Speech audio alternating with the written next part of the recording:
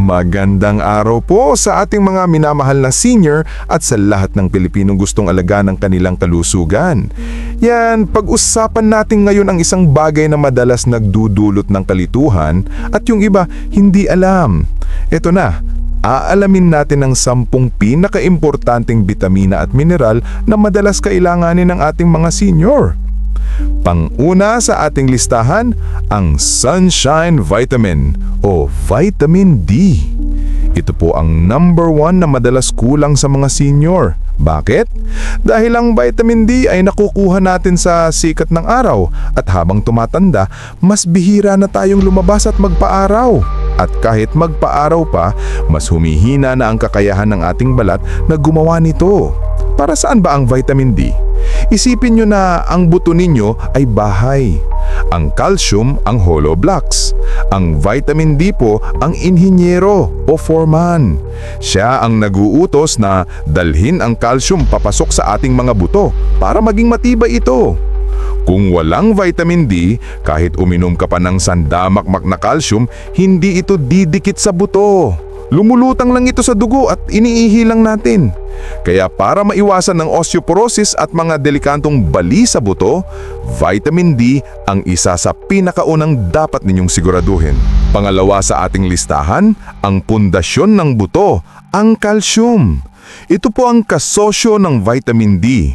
Kung ang vitamin D ang inhinyero, ang calcium po ang hollow blocks, semento at bakal ng ating mga buto. Habang tayo ay tumatanda, natural na nababawasan ng dami ng calcium sa ating katawan. Ito po ang dahilan kung bakit nagiging marupok ang mga buto, sumasakit ang likod at bumababa ang ating height.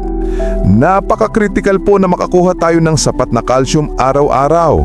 Pero heto ang paalala, hindi basta-basta iinom ng tableta. Kailangang tama ang dosage na ibibigay ng doktor dahil ang sobrang calcium na hindi nagagamit ay maaaring magdulot ng bato sa bato o kidney stones. Magandang source nito ay gatas, keso, yogurt at maliliit na isda tulad ng dilis at tawilis. Pangatlo sa ating listahan, ang brain vitamin o vitamin B12.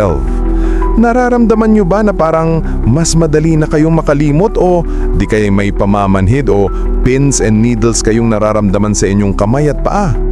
Baka kulang na kayo sa vitamin B12. Ito po ay napakahalaga para sa kalusugan ng ating utak, ating mga nerves o ugat at sa paggawa ng pulang dugo.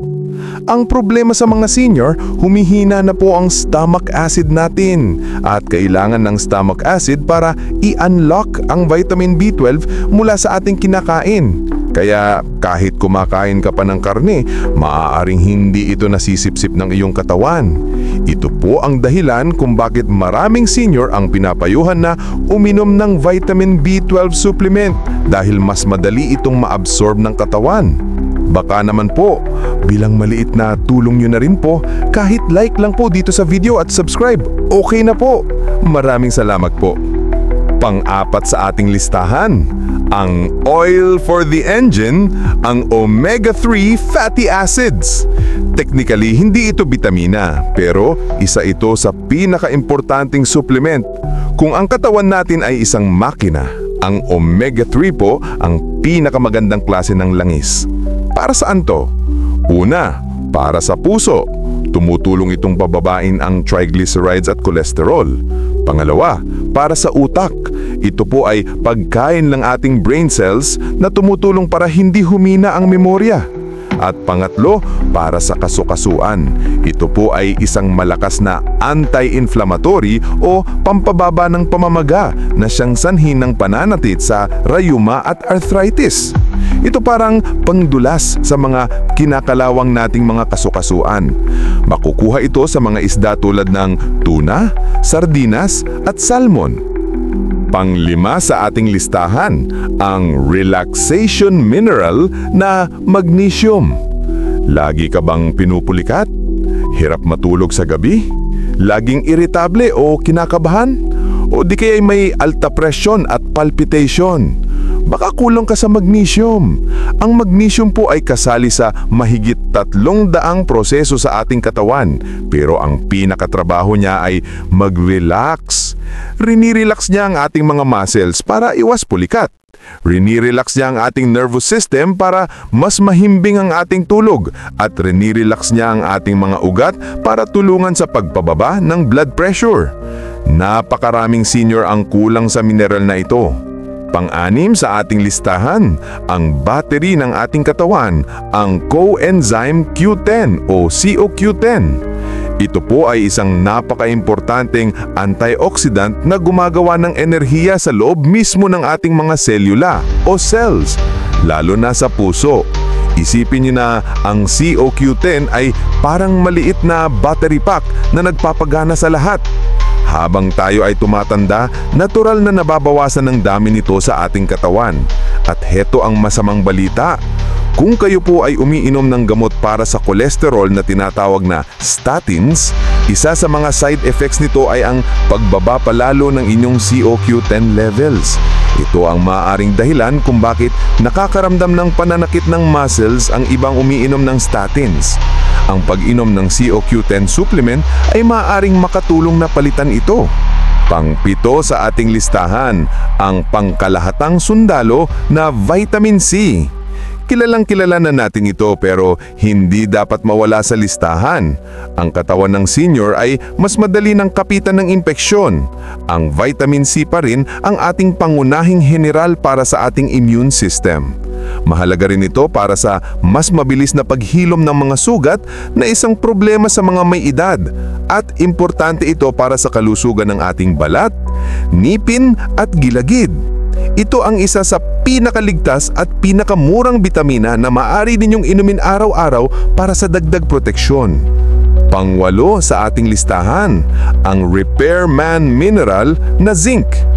Ang zinc po ay isang mineral na napakahalaga para sa mabilis na pag-aayos ng mga sira sa ating katawan. Kapag nagkasugat ka, kailangan mo ng zinc para ito ay maghilom. Mahalaga rin ito para sa ating immune system. Pero heto ang isang importanteng trabaho niya sa mga senior. Pinapanatili niyang matalas ang ating pang-amoy at panlasa. Napansin niyo ba na habang tumatanda, parang nawawala na ba ng lasa ang pagkain? Madalas po yan ay dahil sa kakulangan sa zinc. Kapag bumalik ang inyong panlasa, mas gaganahan kayong kumain at mas makakakuha kayo ng nutrisyon. Pang-9 sa ating listahan, ang pangtanggal manas mineral na potassium. Habang tumatanda, nagiging problema ang pagmamanas at alta presyon. Ang potassium na madalas makalimutan ay ang direktang kalaban ng sobrang asin sa ating katawan. Tinutulungan nitong ilabas ang sobrang tubig at asin sa ating katawan para maiwasan ang pagmamanas at para tulungan sa pagpababa ng blood pressure. Kadalasan, mas magandang kunin ito sa pagkain tulad ng saging, abukado, kamote at patatas. Pero may mga pagkakataon na kailangan ng supplement ayon sa payo ng doktor. At ang pang-10 sa ating listahan, ang Good Mood Vitamin na Vitamin B6.